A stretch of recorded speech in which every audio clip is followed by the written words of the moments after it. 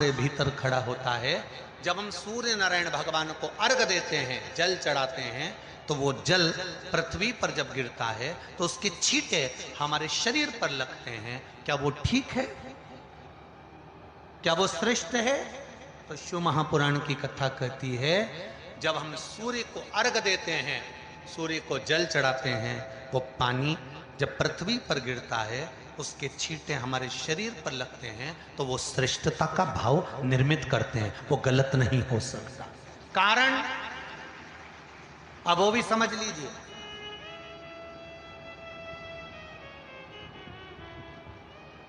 अब सूर्य नारायण भगवान को आप जल चढ़ा रहे हो तो छींटे नहीं लगे, उसके लिए क्या स्टूल पे चढ़ के चढ़ाओगे कि कुर्सी पे चढ़ के चढ़ाओगे?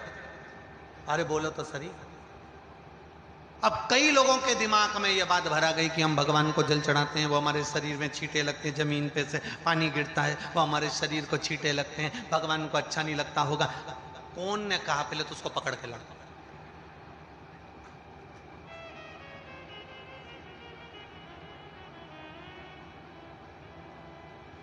क्योंकि मेरे राम जी महाराज, मेरे भगवान कृष्ण, बड़े बड़े संत, साधु, सन्यासी, तपस्वी, साधक, उपासक जितने भी हुए, जिन्होंने सूर्य की आराधना करी, इन्होंने टेबल पे चढ़कर या कुर्सी पे चढ़कर जल नहीं चढ़ाया। इन्होंने पृथ्वी पर खड़े होकर ही, क्योंकि पृथ्वी तत्व के देव हैं शिव।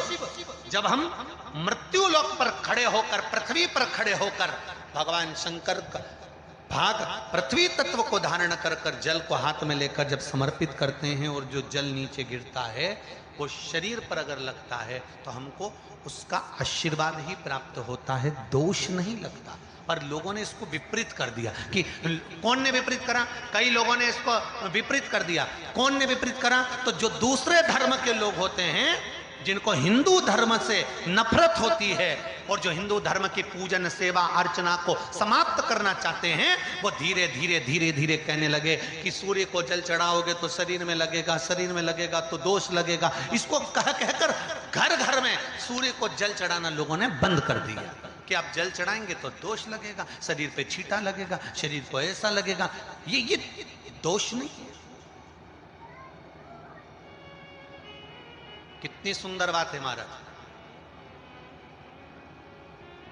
सूर्य नारायण भगवान को जब जल चढ़ाया जाता है, हाथ सिर से 8 इंच की दूरी पर होना चाहिए। जम के बोलिए, सिर से कितना ऊंचा होना चाहिए? 8 इंच ऊपर अपना हाथ होना चाहिए मस्तक से सूर्य को जल चढ़ाते समय। और ना चांदी का, ना स्टील का, ना लोहे का, ना प्लास्टिक का, ना कांच का, ना सोने का कोई बर्तन, ना कांसे का, ना एल्युमिनियम का, ना पीतल का, केवल एक पात्र होना चाहिए, वो है तांबे का। काय का पात्र होना चाहिए? तांबे का पात्र। और सूर्य नारायण भगवान को जब 8 इंच ऊपर तुम्हारा हस्त है, और जब हम सूर्य को जल चढ़ा रहे हैं, कैसे जल चढ़ाना है वो भी समझ लीजिए। अगर कोई कैंसर का मरीज है, जिसके चेस्ट में कैंसर आ गया हो, लेफ्ट में, राइट में कहीं पर कैंसर आ गया हो, या कोई गठान आ गई हो, तो महाराज आप जल चढ़ाते समय उस जल की धार को सूर्य भगवान को जब चढ़ा रहे हो, तो धार आपकी गठान की ओर जाना चाहिए, जिससे सूर्य की किरण उस जल में से आपके उस स्थान पर पड़े, उस जगह पर पड़े जहां पर गठान है।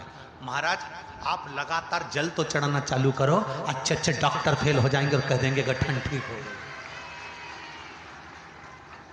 आपका लीवर और किडनी गड़बड़ कर रहा है, आप प्रतिदिन, आपका स्वास्थ्य गड़बड़ रहता है, आप प्रतिदिन ये ज्योतिष शास्त्र के अंतर्गत, रत्न शास्त्र के अंतर्गत, ये रत्न शास्त्र, ज्योतिष शास्त्र, रंग शास्त्र जो हमारे यहाँ है, रंगों के हिसाब से ये जितने रत्न होते हैं, माणिक हुआ, मोती हुआ, नीलम हुआ, मूंगा हुआ, पुखराज हुआ, ये क्यों कहते हैं ये पीला है, ये सफेद है, ये नीला है, ये लाल है, इसको शरीर में क्यों पहनाते हैं? उसका कारण होता है कि जब शरीर में पहनते हैं, सूर्य की किरण उसमें पड़ती है, हमारे शरीर पर वो कलर का इफेक्ट पड़ता है, उस कलर को शरीर पर लगता है, और शरीर पर लगता है तो हमारा शरीर धीरे धीरे, हमारी जो इंद्रियां हैं वो सही होने लगती हैं, काम सही होने लगता है। तो आप कहते हो ना सब, मैं कौन सा नक पहनूं, मैं कौन सा मोती पहनूं, मैं कौन सा पुखराज पहनूं, मैं कौन सा नीलम पहनूं, वो ज्योतिष शास्त्र के अंतर्गत, रत्न शास्त्र के अंतर्गत जितने रत्न हम पहनते हैं ये केवल उस किरण के लिए ही तो पहनते हैं कि जो सूर्य की किरण मिले, उस किरण का प्रभाव हमारे शरीर पर पड़े।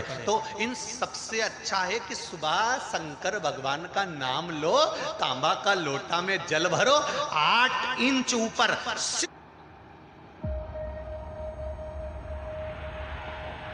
It all started from here.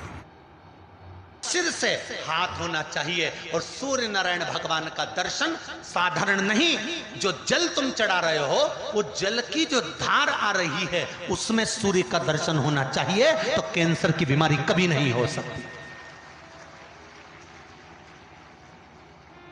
Liver, kidney, heart, आपके हार्ट में अगर तकलीफ है, डॉक्टर ने कह दिया कि इसमें नस चोक है, आपको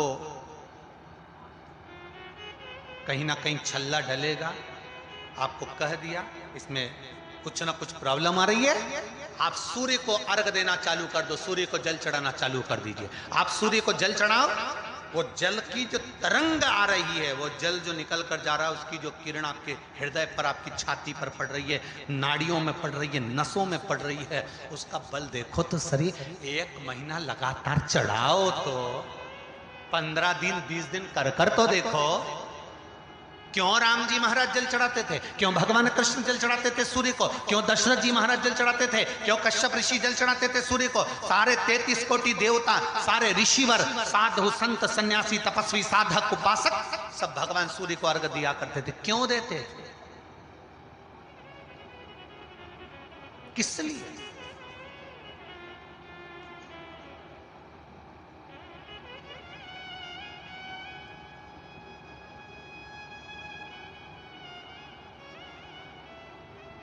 सूर्य नारायण भगवान को जल चढ़ाते समय आपके पंजों की एड़ी ऊंची नहीं होना चाहिए, ध्यान दीजिएगा। आपका पंजा पांव का पूरा की पूरा जमा होना चाहिए भूमि पर। हाथ कितने इंच ऊपर, 8 इंच ऊपर होना चाहिए।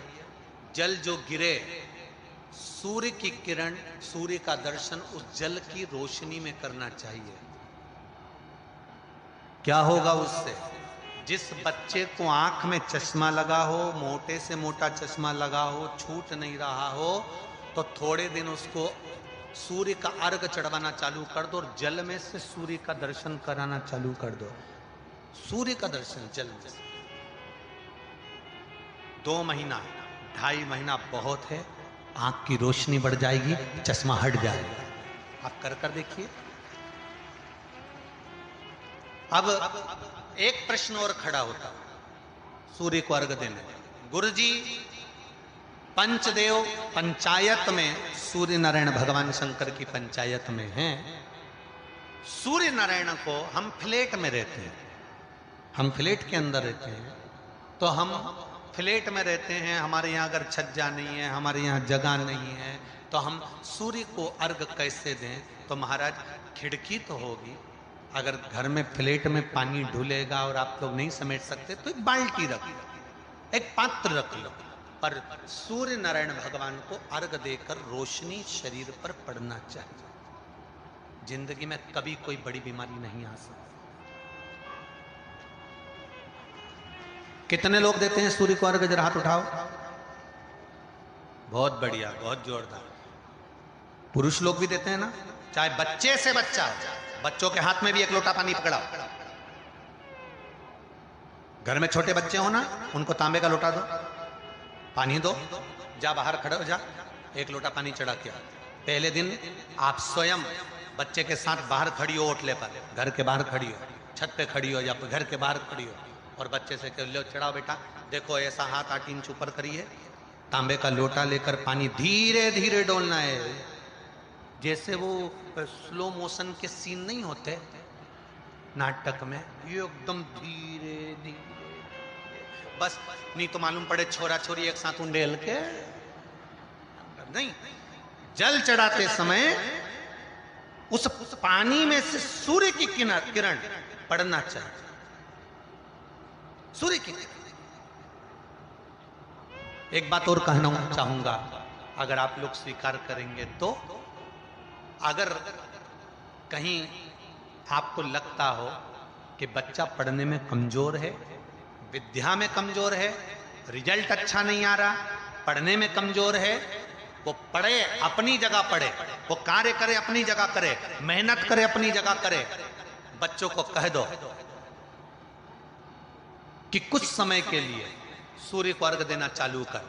सूर्य की किरण जहां पर ब्राह्मण या हिंदू धर्म का व्यक्ति मस्तक पर तिलक लगाता है, भुकुटियों के बीच में उस सूर्य की किरण इस भुकुटी के बीच पड़ना चाहिए, परंतु पानी कम से कम ना करते हुए स्लो मोशन में धीरे धीरे गिरना चाहिए, एकदम धीरे धीरे। तो यहां एक रेखा सूर्य की किरण से पड़ती है।